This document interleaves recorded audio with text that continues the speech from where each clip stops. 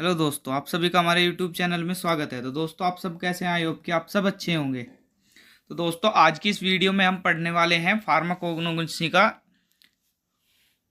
तो दोस्तों, आज की इस वीडियो में हम पढ़ने वाले हैं फार्माकोग्नोसी का इंट्रोडक्शन।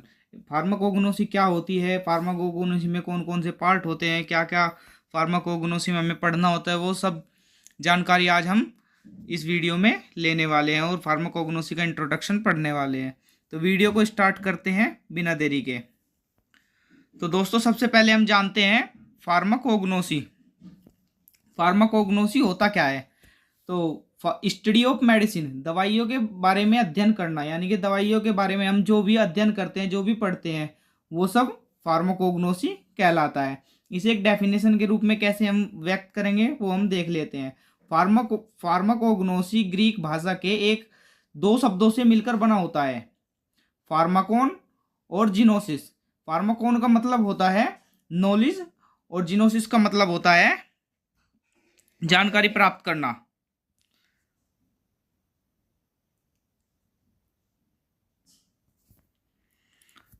तो दोस्तों, फार्माकोन फार्माकोन का अर्थ होता है ड्रग, यानी कि दवाई।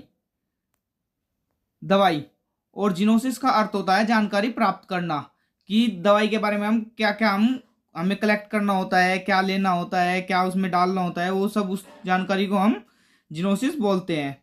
तो इसका पूरा अर्थ होता है कच्ची दवाई के बारे में जानकारी प्राप्त करना। ये कच्ची दवाइयाँ हमें प्राकृतिक संसाधनों या स्रोतों से प्राप्त होती है, जैसे कि प्लांट्स, एनिमल और मिनरल आदि से जो प्राप्त होता है, वो सब इसी के ही सोर्स होते हैं। अब हम इसकी डेफिनेशन के बारे में जान लेते हैं कि फार्माकोग्नोसी की पूरी डेफिनेशन क्या होती है। तो फार्माकोग्नोसी विज्ञान की वह शाखा होती है जिसमें हम कच्ची दवाओं के बारे में अध्ययन करते हैं और हमें प्राकृतिक संसाधनों से प्राप्त होती है, जैसे कि पेड़ पौधे, जानवर, खनिज लवण जैसे प्राप्त होती है। इसकी जो दूसरी डेफिनेशन है वो है कच्ची दवाओं की भौतिक व रासायनिक व जैव प्राकृतिक के बारे में अध्ययन करना ही फार्माकोग्नोसी कहलाता है, जो हमें प्राकृतिक स्रोतों से प्राप्त होती है। अब हम फार्माकोग्नोसी के स्कोप के बारे में पढ़ लेते हैं कि फार्माकोग्नोसी के कौन कौन से स्कोप होते हैं, हम इसका यूज कहाँ कहाँ कर सकते हैं। फार्माकोग्नोसी के बहुत से स्थानों पर स्कोप होता है, जैसे कि जो फार्माकोग्नोसिस्ट होते हैं वे उनके लिए बहुत जगह पर काम कर सकते हैं।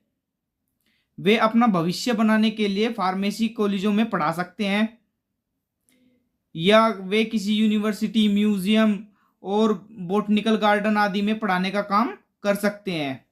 प्राइवेट इंडस्ट्री में हम कहाँ कहाँ काम कर सकते हैं? वे फार्मास्यूटिकल कंपनी, जड़ी बूटियों से बनाने वाले पदार्थ और दवाई की कंपनी और कॉस्मेटिक का सामान, परफ्यूम बनाने वाली कंपनियों आदि में काम कर सकते हैं, करके अपना अच्छा भविष्य बना सकते हैं। इसका सरकारी नौकरियों में भी बहुत स्कोप होता है। इससे हम ड्रग इंस्पेक्टर, फूड व ड्रग बांटने का काम भी कर सकते हैं। तो इसी को ही हम फार्माकोग्नोसी के स्कोप कहते हैं। अब हम इसके सिस्टम के बारे में जान लेते हैं कि फार्माकोग्नोसी में हम ड्रग के कौन कौन से सिस्टम पढ़ते हैं, इसे किस किस सिस्टम के आधार पर डिफाइन किया गया है। तो दोस्तों, क्रूड ड्रग को 6 भागों में वर्गीकृत किया गया है। नंबर 1, वर्णमाला संबंधी वर्गीकरण, जिसे हम अल्फाबेटिकल क्लासिफिकेशन बोलते हैं। दूसरा होता है पेड़ पौधों व जीव जंतु के प्रकार के आधार पर, जिसे हम टैक्सोनोमिकल क्लासिफिकेशन बोलते हैं। तीसरा होता है रूपात्मक वर्गीकरण, जिसे हम मोर्फोलॉजिकल क्लासिफिकेशन बोलते हैं। चौथा होता है रासायनिक वर्गीकरण, जिसे हम केमिकल क्लासिफिकेशन बोलते हैं। पांचवा होता है औषधीय वर्गीकरण, जिसे हम फार्माकोलॉजिकल क्लासिफिकेशन बोलते हैं। और छठा होता है जैव रासायनिक क्लासिफिकेशन, जिसे हम कीमोटैक्सोनोमिकल क्लासिफिकेशन बोलते हैं। अब हम इसे पढ़ लेते हैं कि इसमें जो 6 टाइप होते हैं उसमें हम क्या क्या पढ़ते हैं, क्या क्या हम उसे उसकी पहचान कैसे कर सकते हैं, उसमें क्या क्या होता है। तो नंबर 1 है अल्फाबेटिकल क्लासिफिकेशन।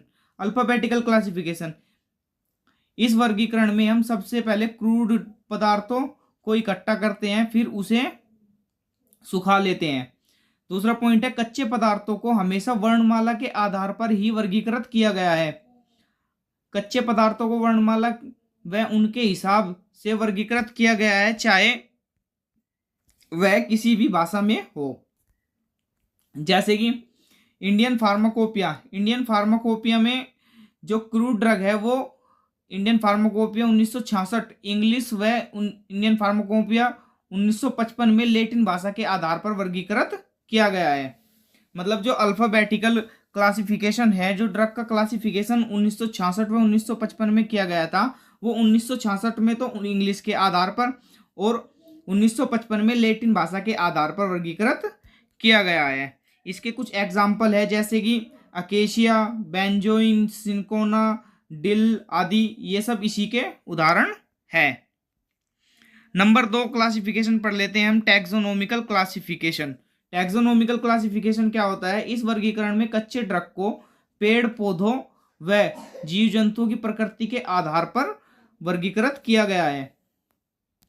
मतलब जैसे कि हम इसका क्लासिफिकेशन करते हैं, उन्हें हम पेड़ पौधों और जीव जंतुओं की प्रकृति के आधार पर ही वर्गीकृत किया जाता है कि मतलब कौन कौन से जीव जंतु है, किस पेड़ पौधे से लिया गया है, उसकी प्रकृति के आधार पर ही इन्हें हम क्लासिफिकेशन करते हैं। इनका क्लासिफिकेशन होता कैसे है? जैसे कि हम इसमें कुछ पॉइंट्स देखते हैं कि इन्हें किस प्रकार से वर्गीकृत किया गया है। हम सबसे पहले हम उनकी जाति देखते हैं कि ये कौन सी जाति का है, कौन सी जाति का पेड़ है, कौन सी जाति का जीव है। फिर उसका क्रम देखते हैं, किस क्रम के अंतर्गत ये आता है। फिर उसका परिवार देखते हैं, उसकी फैमिली की है, कौन सी फैमिली से बिलोंग करता है। फिर हम उसकी पीढ़ी देखते हैं कि ये कौन सी जनरेशन से है, कि इसे हम किस जनरेशन के अंतर्गत हम रख सकते हैं।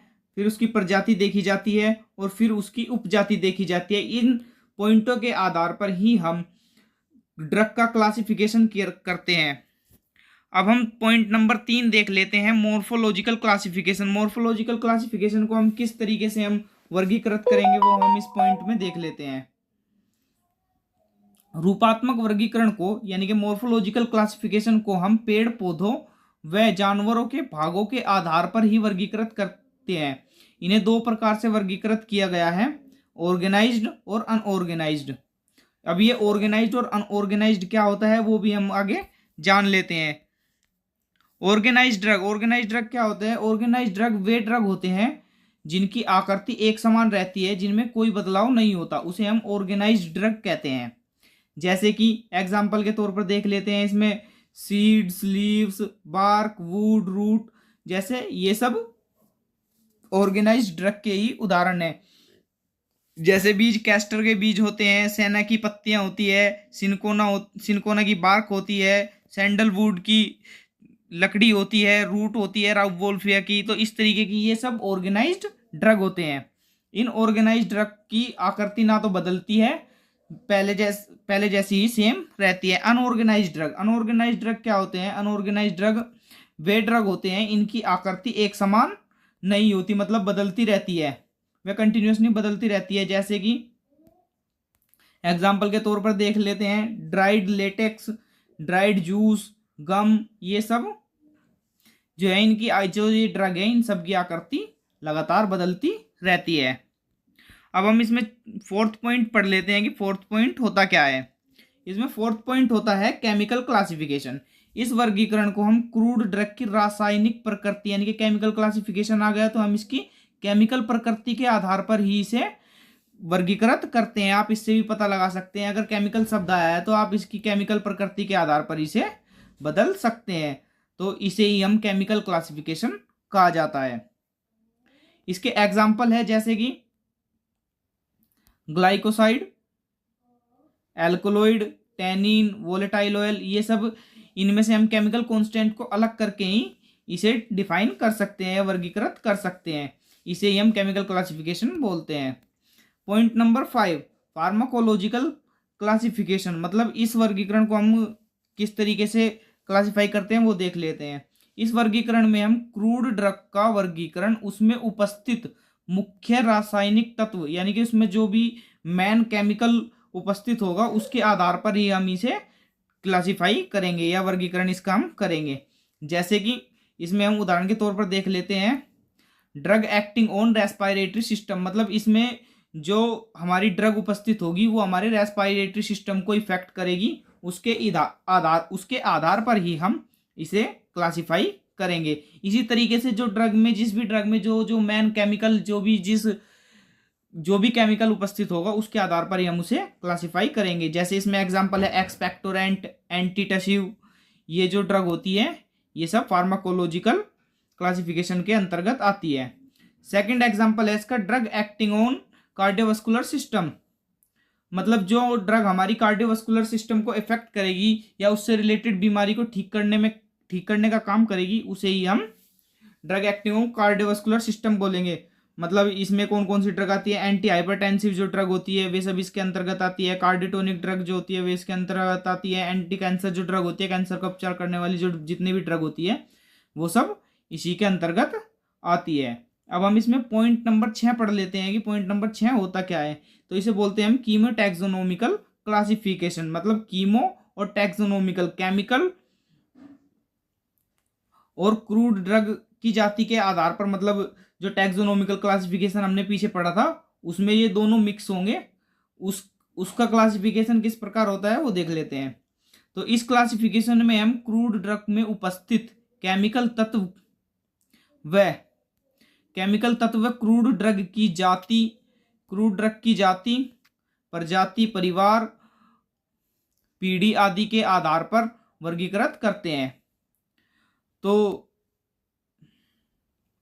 इसे ही हम कीमो टैक्सोनोमिकल क्लासिफिकेशन बोलते हैं।